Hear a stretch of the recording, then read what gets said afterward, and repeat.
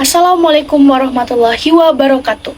Perkenalkan, saya Dinda Trifadila Apriliana dengan NIM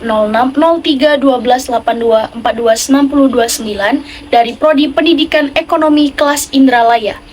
Video ini dibuat untuk memenuhi tugas akhir semester mata kuliah Teori Ekonomi Makro dengan dosen pengampu Ibu Yuliana FHSPD MPD. Di sini kita akan membahas berita tentang laporan APBN tahun 2025. Ayo kita simak lebih dulu beritanya. Dalam laporan realisasi anggaran pendapatan dan belanja negara atau APBN 2025 tercatat defisit sebesar 695,1 triliun rupiah atau setara 2,92% dari produk domestik bruto. Pendapatan negara terrealisasi sebesar 2.396,3 triliun rupiah, sementara belanja negara mencapai 3.491 triliun rupiah. Data tersebut disampaikan Menteri Keuangan Purbaya Yudi Sadewa dalam konferensi pers hasil rapat berkala pertama Komite Stabilitas Sistem Keuangan atau KSSK di tahun 2026. Konferensi pers ini dihadiri Gubernur Bank Indonesia Peri Warjio, Ketua Dewan Komisioner Otoritas Jasa Keuangan Mahendra Siregar, serta Ketua Dewan Komisioner Lembaga Penjamin Simpanan. Purbaya menyatakan strategi pemerintah untuk menekan defisit dilakukan dengan meningkatkan pendapatan negara agar pertumbuhan ekonomi lebih cepat. Pemerintah juga akan memperkuat sinergi kebijakan moneter dan fiskal serta melakukan perbaikan sistem core tax untuk memastikan tidak ada lagi kendala dalam pemungutan pajak.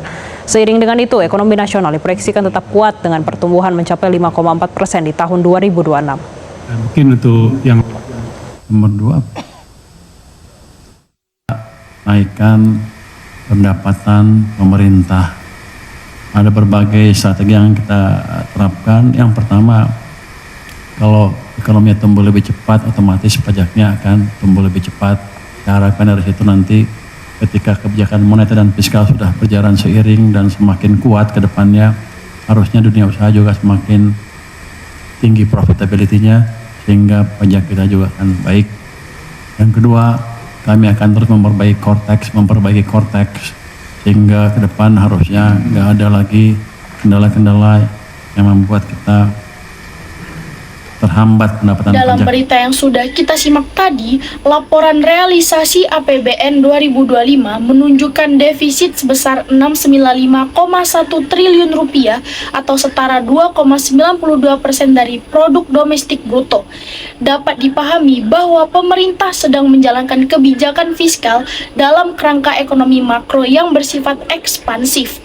Hal ini terlihat jelas dari ketidakseimbangan antara pendapatan negara yang terrealisasi sebesar 2.396,3 triliun rupiah dengan belanja negara yang mencapai 3.491 triliun rupiah. Secara konseptual, kondisi ini mencerminkan bahwa pemerintah secara sadar mengambil kebijakan untuk meningkatkan pengeluaran negara lebih besar daripada penerimaannya, dengan tujuan utama mendorong aktivitas ekonomi nasional. Kebijakan seperti ini umumnya diterapkan ketika perekonomian membutuhkan dorongan tambahan agar tetap tumbuh, baik dalam kondisi perlambatan ekonomi, ketidakpastian global, maupun sebagai strategi menjaga momentum pertumbuhan yang sudah ada. Jika kita analisis lebih dalam, defisit APBN ini menunjukkan adanya peran aktif pemerintah sebagai stabilisator dalam perekonomian melalui instrumen fiskal. Pemerintah tidak hanya berperan sebagai regulator, tetapi juga sebagai pelaku ekonomi yang secara langsung memengaruhi tingkat permintaan agregat. Peningkatan belanja negara biasanya dialokasikan pada sektor-sektor strategis seperti pembangunan infrastruktur, pemberian subsidi energi, bantuan sosial kepada masyarakat, serta program-program pemulihan dan penguatan ekonomi nasional. Dalam kerangka makroekonomi, belanja negara pemerintah ini memiliki efek multiplier atau multiplier effect, di mana setiap peningkatan pengeluaran akan menghasilkan peningkatan pendapatan nasional yang lebih besar melalui rangkaian konsumsi dan investasi lanjutan. Selain itu, kebijakan ini juga dapat memberikan ekspektasi pelaku ekonomi sehingga meningkatkan kepercayaan untuk melakukan konsumsi dan investasi lebih. Terjadinya defisit anggaran tersebut tidak terlepas dari berbagai faktor penyebab yang bersifat struktural maupun siklis. Dari sisi domestik, tingginya belanja negara seringkali berkaitan dengan prioritas pembangunan nasional seperti percepatan infrastruktur, peningkatan kualitas sumber daya manusia, serta perlindungan sosial untuk menjaga daya beli masyarakat.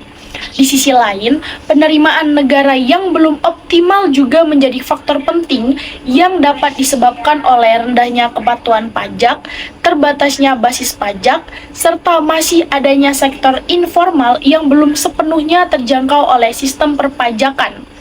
Selain faktor domestik, kondisi eksternal seperti perlambatan ekonomi global, fluktuasi harga komoditas internasional, perubahan suku bunga global, serta ketidakpastian geopolitik turut memengaruhi penerimaan negara, khususnya dari sektor ekspor dan investasi asing.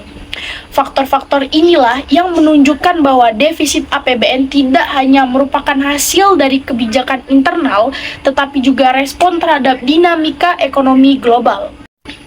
Dalam lingkup ekonomi makro, defisit APBN ini membawa dampak yang cukup kompleks.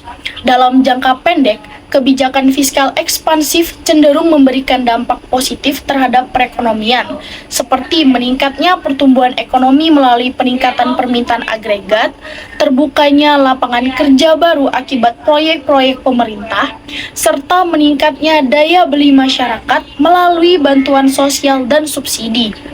Efek multiplier dari belanja pemerintah juga dapat mendorong sektor swasta untuk ikut berkembang, sehingga penciptaan siklus pertumbuhan ekonomi menjadi lebih luas. Namun demikian, dalam jangka menengah hingga panjang, defisit yang berkelanjutan ini dapat menimbulkan berbagai risiko, seperti meningkatnya rasio utang terhadap PDB, beban pembayaran bunga utang yang semakin besar dalam APBN, serta potensi terjadinya crowding out effect, yaitu kondisi di mana pembiayaan pemerintah menyerap sebagian besar dana di pasar keuangan sehingga mengurangi ruang bagi sektor swasta untuk berinvestasi. Selain itu, jika tidak diimbangi dengan peningkatan kapasitas produksi, peningkatan permintaan agregat juga dapat memicu tekanan inflasi. Lebih lanjut lagi, keberlanjutan fiskal menjadi isu penting dalam konteks ini. Defisit yang masih berada di bawah atas aman sekitar 3% PDB memang menunjukkan bahwa kondisi fiskal relatif terkendali, namun tetap memerlukan pengelolaan yang hati-hati agar tidak menimbulkan ketidakseimbangan dalam jangka panjang. Pemerintah perlu memastikan bahwa setiap tambahan utang yang digunakan untuk menutup defisit itu benar-benar dialokasikan pada kegiatan produktif yang mampu meningkatkan kapasitas ekonomi, seperti infrastruktur, pendidikan, dan teknologi, sehingga dapat menghasilkan pertumbuhan ekonomi yang berkelanjutan dan pada akhirnya meningkatkan penerimaan negara di masa depan. Oleh karena itu, saya menyarankan langkah-langkah strategis sebagai solusi untuk menjaga keseimbangan antara pertumbuhan ekonomi dan stabilitas fiskal. Yang pertama, pemerintah perlu mengoptimalkan penerimaan negara melalui reformasi perpajakan yang komprehensif, digitalisasi sistem perpajakan, serta peningkatan kepatuhan wajib pajak. Selain itu, diversifikasi sumber pendapatan negara juga penting untuk mengurangi ketergantungan pada sektor tertentu. Di sisi pengeluaran, pemerintah harus meningkatkan kualitas belanja dengan memastikan bahwa setiap anggaran yang dikeluarkan itu memiliki dampak yang signifikan terhadap pertumbuhan ekonomi dan kesejahteraan masyarakat.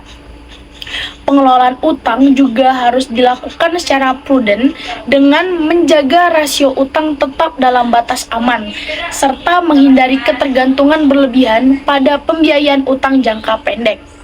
Dengan kombinasi kebijakan fiskal yang disiplin, terarah, dan keberlanjutan, defisit APBN ini tidak hanya menjadi alat stimulus jangka pendek, tetapi juga dapat menjadi instrumen strategis dalam membangun fondasi ekonomi yang kuat dan berdaya saing tinggi di masa depan.